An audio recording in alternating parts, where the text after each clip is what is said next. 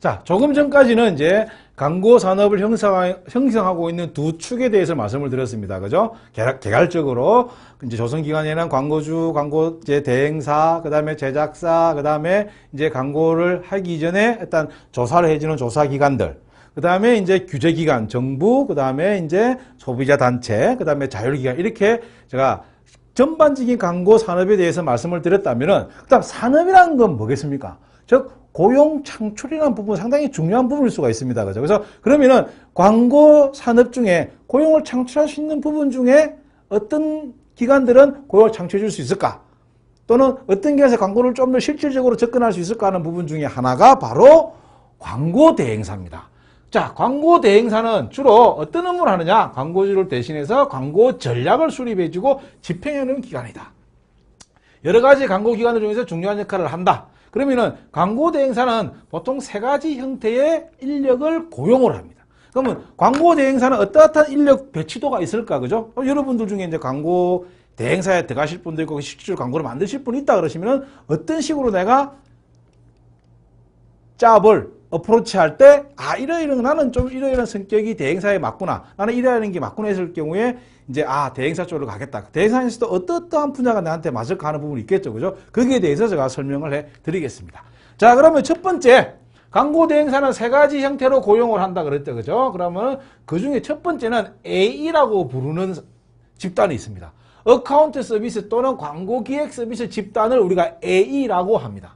그러면 A는 광고 대행사에 소속되어 있는 직원이지만 광고주와 광고 대행사의 직접적인 연결고리를 만들어주는 사람입니다. 그게 주요 업무는 광고주의 상황, 요구사항을 파악한다. 그래서 그걸 듣고 전반적인 광고 기획을 수립을 한다.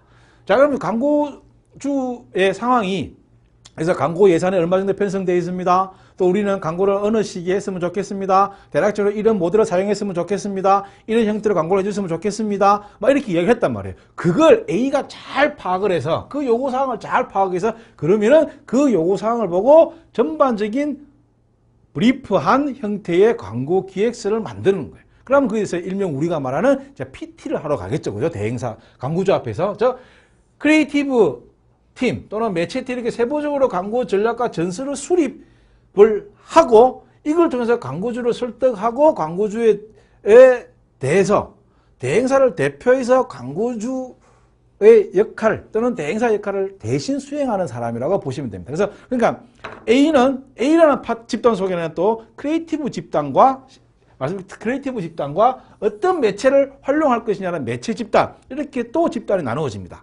그러면 이 집단들은 뭘 하냐? 아까 말씀드렸듯이 광고주가 요구하는 전반적인 내용을 잘 파악을 해서 그 내용을 가지고 광고주가 요구했던, 아, 광고주님, 요렇게 요구하신 대로 요렇게 하고, 요렇게 만들고, 요런 매체에게 하고, 요렇게 해서 광고를 소비자에게 전달하겠습니다라고 광고주를 설득시키고, 광고주와 함께 또 많은 이야기를 주고받습니다.